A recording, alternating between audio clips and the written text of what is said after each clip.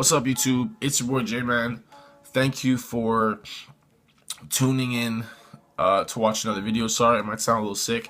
I have a cold, but thanks for watching another video. And this is a different type of video. I'm not going to be in the gym.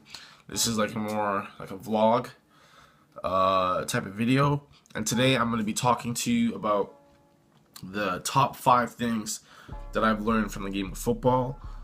This is things that I believe that if you take those 5 things and you can apply it to your daily life and apply it to whatever your hobbies are or whatever you're chasing, I do believe that these 5 things can and will help you for sure. So let's get started. Thing number one, enjoy the process. For those who do play football and and those who want to, I think you have to understand that if you don't enjoy the process, it's gonna suck for you. So what do I mean? Basically, for football players, as soon as the season finishes, you basically have a break until, depending where you're located, some people believe you go back to the weight room January 1st, and some people believe that you start right back, because season finishes roughly, depending how far you end up, in November. So they usually take a break. But anyways, when you're back at it. So when you're back at the gym, you start with a hypertrophy phase, and then after that you do a super long strength phase, which is 5x5, 3x3, all that type of stuff, all the fun stuff. And then when the summer hits, when it starts to get warm outside, you do a power phase. So you start doing like very heavy weight, but you mix that with explosive movements. And basically that's football. And then after that, that's the off season, that's the training. And then after that, you would have in your season, you would train, but you train completely different. You would train to maintain the strength that you've gained, and then every week when you would go play your games, or if you would go, if you would, right before practices, you would watch film. And anyways, you'll be doing a whole bunch of things, because your main goal is to win it all. Your main goal, right here in Quebec, it's called the Bol d'Or. Wherever you live, it might be called something else, but that's what it's called here. And you're basically grinding, you're basically working hard to obtain that goal that you want. So tip number 1 is definitely enjoy the process, because if you enjoy, because that's the thing that I did, I love working out. I'm someone that loves that, and that wasn't a problem for me to work out. For me to train hard is not a problem.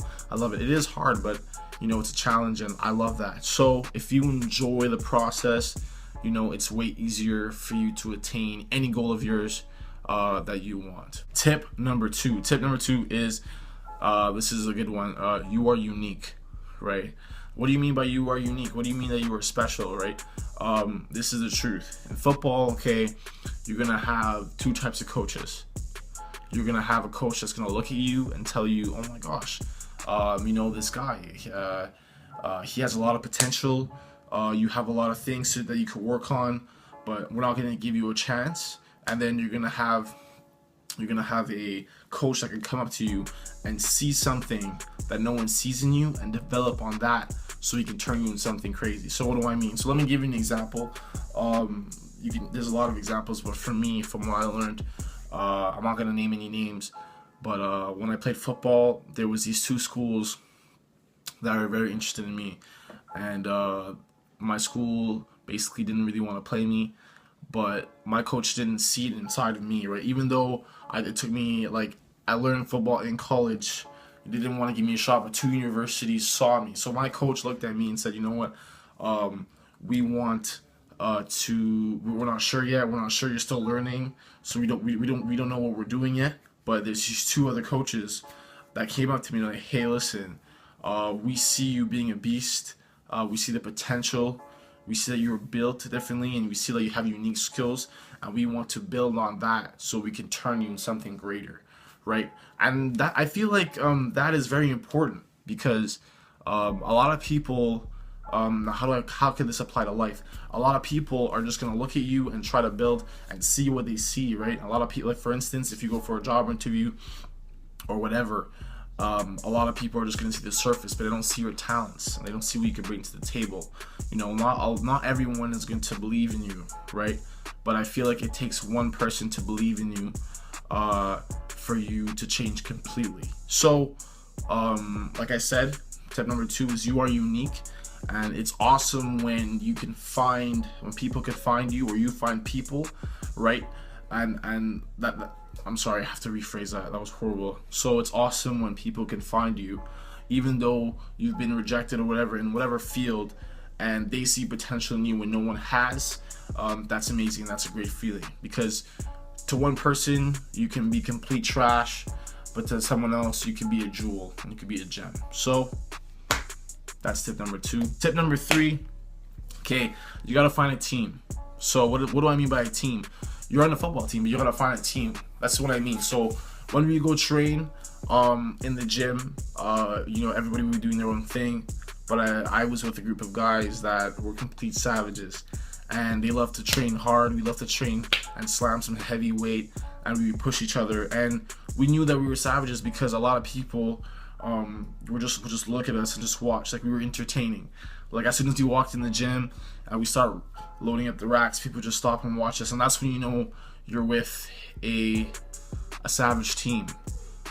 So like I was saying, don't forget, surround yourselves with savages, surround yourself with positive people that want the exact same thing that you want, and surround yourself with people that believe the same thing that you want. And yeah, that's definitely it. Now 4. This is a good one. So 4 thing that I've really embraced from football that's really good. You will get exposed. Your character will be exposed. So your character will be exposed during certain situations. So what do I mean?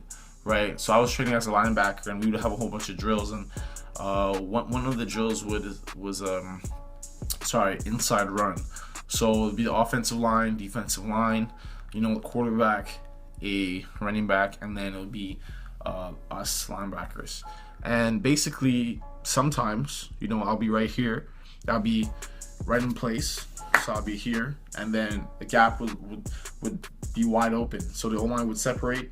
The O-line would open up a huge hole, and the running back would come in, and I had a choice.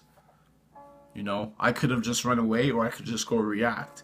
And I feel like certain moments, what I'm saying? Certain moments that's what I like about football, because football can really expose, who's really about it, and and who's really not. Because sometimes you can be okay, let's go, I'm ready, but then when you see it happen, it's like, oh, do I actually do this?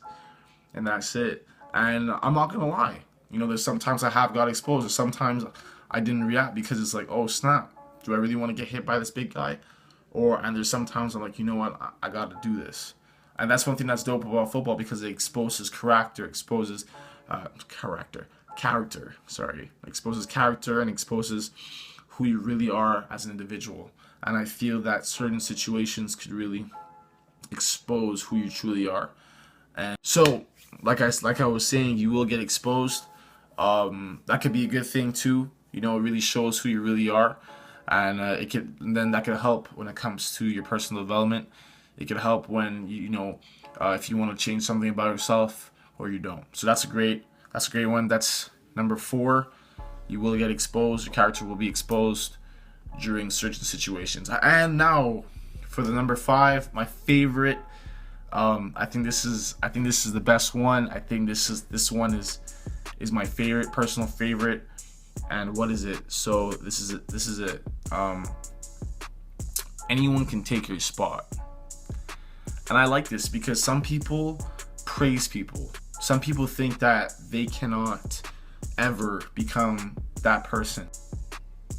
And what do I mean by that person? So I mean by saying the number 1 linebacker in the country, the best rapper, the best artist, the best singer, the best clothing brand, the best shoe brand, the best fitness YouTuber, the best vlogger, the best comedian, whatever, the best, the number 1. So I want you to imagine that, right?